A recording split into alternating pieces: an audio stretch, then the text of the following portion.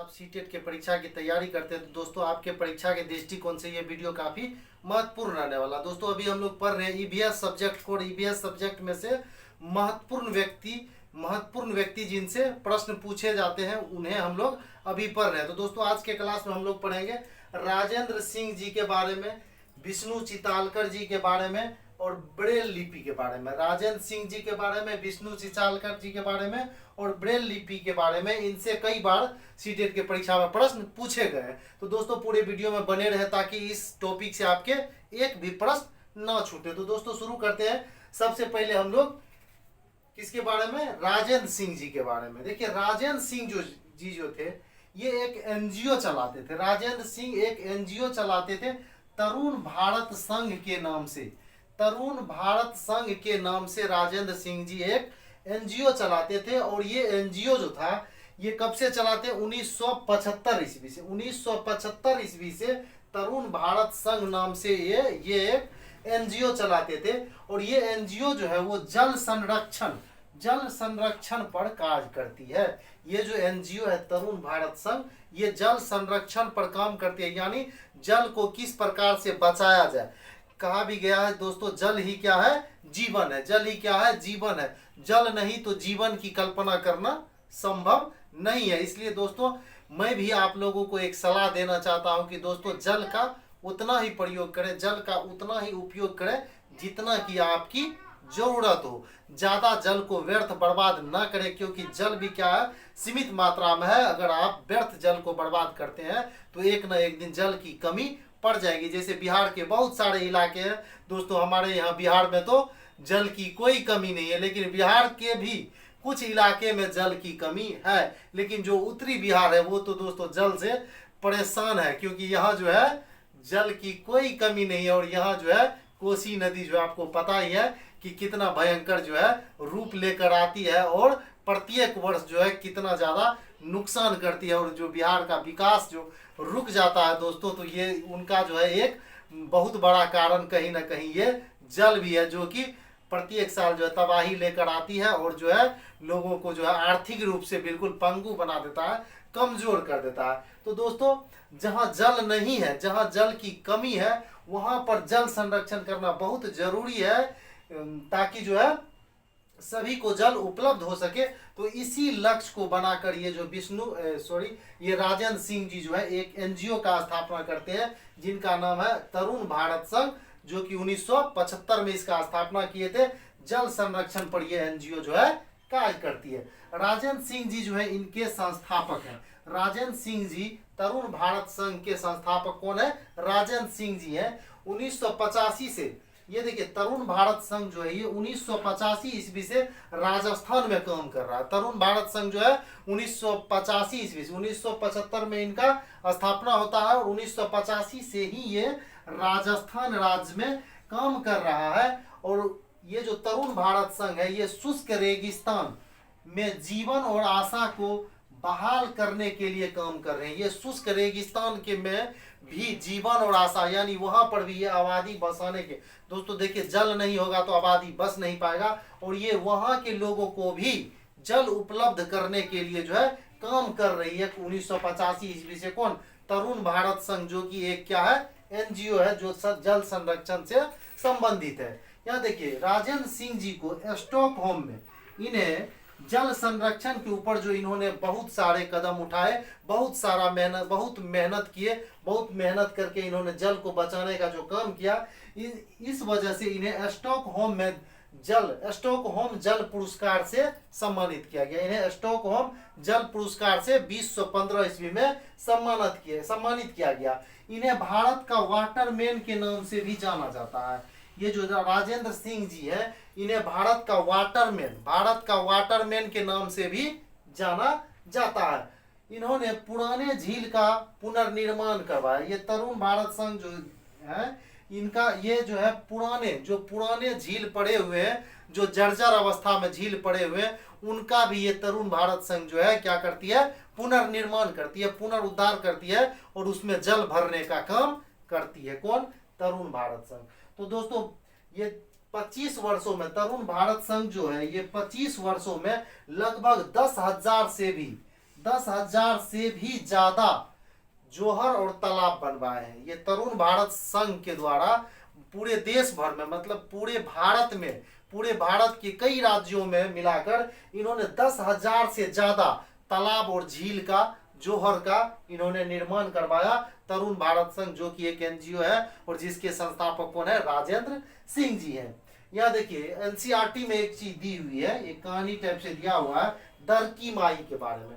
दरकी माई, ये जो है दरकी माई राजस्थान के अलवर के एक गांव में रहती थी। दरकी माई जो है वो राजस्थान के एक अलवर गांव में रहती थी। इस गांव में औरतों को पूरा समय घर के कामों और जानवरों की देखभाल में चला जाता था। घर के कामों और जानवरों की देखभाल में चला जाता है।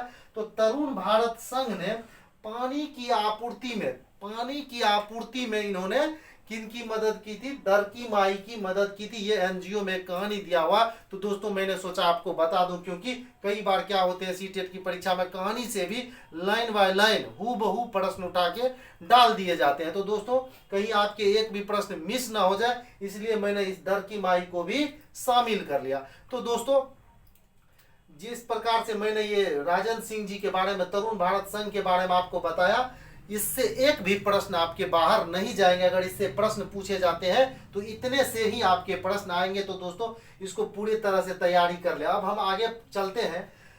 आगे हम पढ़ेंगे विष्णु चिचालकर जी के बारे में। विष्णु चिचालकर जी ये मध्य प्रदेश के रहने वाले थे। कहाँ के रहने वाले थे? मध्य प्रदेश के रहने वाले थे। तो दोस्तों अगर मेरे पढ़ाने का तरीका आपको पसंद आए तो दोस्तों प्लीज चैनल को लाइक करें, सब्सक्राइब करें और शेयर करें, ताकि दोस्तों आपके एक मोटिवेशन से मुझे और एनर्जी मिल सके और मैं और एनर्जी के साथ और बेहतर तरीके से आपके पास, आपके समक्ष उपस्थित हो सकूं और नए नए टॉपिक को लेकर। ठीक है दोस्तों, तो आपने, मुझे आशा ही नहीं पूर्ण विश्वास है आप अभी तक चैनल को सब्सक्राइब कर दिए होंगे। तो दोस्तों चलते हैं विष्णु चिचालकर जी के पास। विष्णु चिचालकर जी ये चित्रकारी से संबंधित है। ये क्या थे? चित्रकारी से संबंधित थे। अब देखिए चित्रकारी किस प्रकार की ये करते थे। चित्रकारी एक तो होता जो पेंटिंग हम लोग बनाते हैं, ठीक है, तो ये जो चित्रकारी करते थे, इनका चित्रकारी करने का तरीका कुछ अलग था। वो ये चित्रकारी किससे करते थे? सूखी पत्तियों से। ये सूखी पत्तियों को संजो कर रखते थे और सूखी पत्तियों से बहुत ही बेहतर ढंग से, बहुत ही सुंदर तरीके से ये चित्रकारी करते थे विष्णु चिचालकर जी। ठीक है, तो ये चित्रकारी से संबंधित थे। और किस चीज से चित्रकारी करते थे यहाँ मैंने लिखा भी है, सूखी पत्तियों से ये चित्रकारी करते थे। मध्य प्रदेश के रहने वाले थे। मध्य प्रदेश के ये विष्णु चिचालकर जी रहने वाले थे। इनका जन्म जो है वो 1917 ईस्वी में, 5 सितंबर 1917 ईस्वी को विष्णु चिचालकर जी का जन्म होता है। कहाँ? मध्य प्रदेश के देवास जिले में। मध्य प्रदेश के देवास जिले में विष्णु चिचालकर जी का जन्म 1917 ईस्वी में, 5 सितंबर 1917 ईस्वी में, यानी जिस दिन हम लोग शिक्षक दिवस मनाते हैं उसी दिन विष्णु चिचालकर जी का भी जन्म दिवस होता है। 5 सितंबर 1917 को इनका जन्म हुआ था। देखिए इनके अंदर एक प्रवृत्ति थी, उपयोग की गई चीजों का पुनर्चक्रण भी ये करते थे। उपयोग की गई चीजों को, जो चीज आप उपयोग करके फेंक देते हैं, उन्हें फिर से ये पुनः चक्रित करके, पुनर्चक्रण करके। पुनर्चक्रण क्या होता है दोस्तों? जैसे हम लोग क्या करते हैं, कागज पढ़ते हैं, किताब पढ़ते हैं, कॉपी पे लिखते हैं, तो फिर क्या, जब हम लोग उस पर लिख लेते हैं तो वो उसको क्या किया जाता है, आप लोग कबाड़ी वाले के पास उनको बेच देते हैं। ठीक है, कचरा बीनने वाले के पास उनको बेच देते हैं या उनको दे देते हैं। फिर उसको गला के फिर से उससे जो कागज तैयार किया जाता है, यानी पुराने वस्तुओं से फिर से जब उसको बदल कर, उसको जो थोड़ा सा परिवर्तित करके फिर से जब उसको नया किया जाता है, फिर से उसको उपयोग में लाया जाता है, तो उसे ही क्या कहते हैं? पुनर्चक्रण कहते हैं। जैसे टूटी हुई कुर्सियां को क्या करते हैं? आप बेच देते हैं प्लास्टिक वाले के पास, फिर उसको जमा करके फिर से नई वस्तुएं प्लास्टिक की जब बनाई जाती है तो उसे ही पुनर्चक्रण कहते हैं। तो विष्णु चिचालकर जी में एक गुण था कि ये क्या करते थे? यूज की हुई वस्तुओं का पुनर्चक्रण भी ये करते थे। तो ये थे विष्णु चिचालकर जी के बारे में। अब हम लोग पढ़ लेते हैं, एक छोटा सा टॉपिक है लुई ब्रेल के बारे में। लुई ब्रेल के बारे में, जिन्होंने ब्रेल लिपि का शुरुआत किया था। ब्रेल लिपि का खोज किसने किया था? लुई ब्रेल ने किया था। तो आपको अगर पूछ दे ब्रेल लिपि के जनक कौन थे, तो आपको क्या जवाब देना है? Louis Braille. ठीक है, इन्होंने 1821 ईस्वी में ब्रेल लिपि की खोज किया था। 1821 ईस्वी में ब्रेल लिपि का खोज किया था। इनके बारे में थोड़ा सा बेसिक जान लेते हैं हम लोग। इनका जन्म जो है 1806 ईस्वी में, ठीक है, 1806 ईस्वी में लुई ब्रेल का जन्म होता है फ्रांस में। फ्रांस में लुई ब्रेल का जन्म होता है। ये जो है 4 भाई बहन थे। लुई ब्रेल जो है 4 भाई बहन थे और इनके पिता जो है वो एक लकड़ी का दुकान करते थे। लकड़ी का क्या, बच्चों का खिलौना समझ लीजिए, लकड़ी का खिलौना बनाते थे इनके पिता। किनके? लुई ब्रेल के पिता। लकड़ी के खिलौने का इनका दुकान था। लकड़ी से ये काठी, घोड़े की काठी बनाकर ये बेचा करते थे इनके पिता। और ये 4 भाई बहन में सबसे छोटे थे। इनके बारे में एक कहानी है। जब ये बचपन में अपने पिता की दुकान में खेल रहे होते हैं, उसी समय में इन्होंने क्या किया था कि एक प्लास्टिक के एक किसी चीज पर जो है इन्होंने एक नुकीली चीज को एक औजार के साथ उसको जो है ठोकने का, गाड़ने का प्रयास ये कर रहे थे बचपन में ही। तभी जो है वो जो नुकीली चीज है वो प्लास्टिक पर से, रबर पर से फिसल कर इनके आंख में लग जाती है और आंख में इनको बहुत तेज जो है चोट लग जाती है। और इन्फेक्शन के कारण धीरे धीरे इनका आंख खराब होने लगता है और इनके आंख की रोशनी जो है धीरे धीरे 5 साल की उम्र तक आते आते इनके आंख की रोशनी जो है चली जाती है। किनकी? लुई ब्रेल की। फिर इन्होंने क्या किया, जब इनके आंख की रोशनी चली जाती है, इनको पढ़ने लिखने का बहुत शौक था। तो उन्हीं शौक को पूरा करने के लिए इन्होंने एक लिपि का ही आविष्कार कर दिया, जिनको किस नाम से हम लोग जानते हैं? ब्रेल लिपि के नाम से जानते हैं। और इन्हीं के नाम पर, लुई ब्रेल के नाम पर ही ब्रेल लिपि का नाम ब्रेल लिपि रखा गया। फ्रांस के रहने वाले थे। इसमें ब्रेल लिपि में 6 बिंदुओं को कागज के पन्नों पर, मोटे कागज के पन्ने पर नुकीली चीज से उभार दिया जाता है और उसी को स्पर्श करके, उन 6 बिंदु को ही स्पर्श करके दोस्तों जो है पढ़ा जाता है। तो लुई ब्रेल में पूछ दे कितने बिंदुओं का समावेशन होता है, तो 6 बिंदुओं का। यहाँ देखिए मैंने लिखा है, यह स्क्रिप्ट 6 बिंदुओं पर आधारित होता है। ये जो ब्रेल लिपि है, इनका स्क्रिप्ट जो है 6 बिंदुओं पर आधारित होता है। उंगलियों के सहारे स्पर्श करके पता किया जाता है और पढ़ा जाता है। ये जो 6 बिंदु है उसको उंगलियों के सहारे स्पर्श करके जो है पढ़ा जाता है और पता किया जाता है। तो दोस्तों अगर आपको पूछ दे ब्रेल लिपि के जनक कौन थे, तो वो कौन थे? लुई ब्रेल थे, जो कहाँ के रहने वाले थे? फ्रांस के रहने वाले थे, जिनका जन्म 1806 ईस्वी में हुआ था। और ये ब्रेल लिपि का जो आविष्कार किए थे वो 1821 ईस्वी में ब्रेल लिपि का इन्होंने आविष्कार किया था। और उसमें कितने बिंदु होते हैं? तो 6 बिंदु उसमें होते हैं। तो इन टॉपिकों से सीटेट की परीक्षा में अक्सर प्रश्न पूछे जाते हैं। आज मैंने पढ़ाया आपको राजेंद्र सिंह जी के बारे में, जिन्होंने तरुण भारत संघ का स्थापना किया था, संस्थापक थे, जो जल संरक्षण से ये संबंधित था। और मैंने पढ़ाया विष्णु चिचालकर जी के बारे में, जो चित्रकारी से संबंधित थे, जो सूखे पत्तों से चित्रकारी करते हैं। और ब्रेल लिपि के बारे में मैंने पढ़ाया। तो दोस्तों आई होप आपको पूरा समझ में आया होगा। अगर आपको कोई भी टॉपिक समझ में ना आए तो आप कमेंट बॉक्स में निश्चित लिखें। मैं उसे फिर से और बेहतर ढंग से समझाकर आपके पास तक पहुंचाऊंगा दोस्तों। और जो आपका तैयारी है उसे मैं बेहतर से बेहतर बनाने में आपके साथ आपका मदद करूंगा दोस्तों। अगर आपने अभी तक चैनल को सब्सक्राइब ना किया हो तो चैनल को सब्सक्राइब कर लें। दोस्तों हम लोग एक बैच का शुभारंभ किया, जिस बैच का नाम है अवतार बैच, और उसी बैच के ये सारे वीडियोज है।